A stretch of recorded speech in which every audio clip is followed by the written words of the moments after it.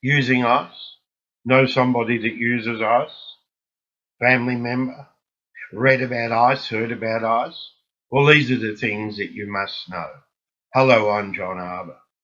Ice or methamphetamine is a central nervous stimulant, and that means it speeds up the messages from the brain to the body. And what's it made from? It's made from a variety of ingredients cooked in a clandestine drug laboratory. And the best way to say what's it made of, I'm going to articulate it in this particular way.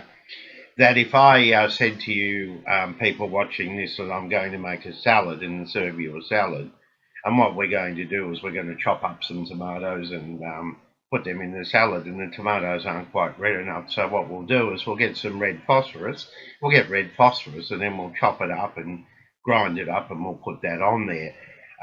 Then we're going to get a lettuce, and the lettuce is not green enough, and it's a little bit dry, so we will put some motor car antifreeze on that to make it a bit greener. And of course, we might just get a battery and chop that battery up and put some lithium in it. And of course, to give something, just to give it the kick, we'll put some ephedrine in it. Well, that's the active ingredient. And then we'll toss that salad with some lantern oil. And I'm going to say to people watching this, would you have the salad? You'd probably tell me to take a hike. But this is what the methamphetamine is cut with. And how's it used? People smoke it, they can inject it, or they can shaft it through their rear end. It lasts in the system for about 5 days and shows up in the urine.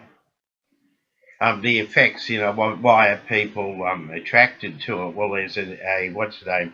There's an initial rush for probably 20 to 40 minutes, and then a person will get a high for a few days, and then there's a binge, which goes on with that, and that can encompass all sorts of other behaviours, and then there's a crash.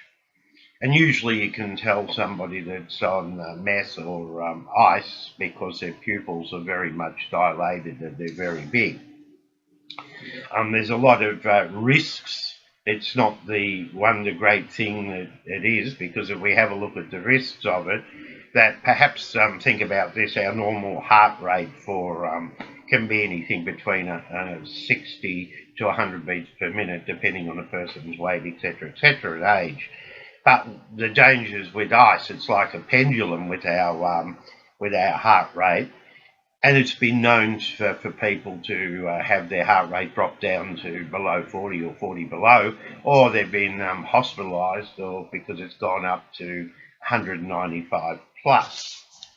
And then you've got to think about that some people are vulnerable for methamphetamine or ice-induced psychosis, and I've seen this working in the coalface, and it's very, very, very challenging for the person, because they're having either visual hallucinations, or they're having oral hallucinations, or they're smelling things that aren't there, or they're feeling things that aren't there. Also, part of that is people scratch their skin, often thinking that there's bugs crawling under their skin.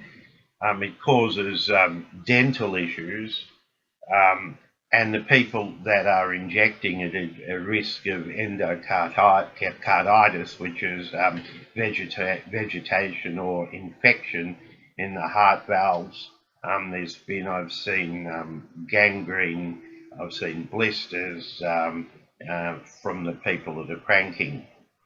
And of course, I think I mentioned dental issues. One of the most alarming things that may come out when people, or in years to come, from the generation that are using methamphetamine, that there seems to be research that's saying that at the time 50% of the dopamine cells are destroyed whilst using, And of course, we know that Parkinson's syndrome is a depletion of dopamine, and perhaps in the next 20 years there might be a spike in that. Thank you for watching this. If you do want any further information, I'm happy to chat to you obligation free, and you can give me a call on 0418 720 176. Thank you for watching.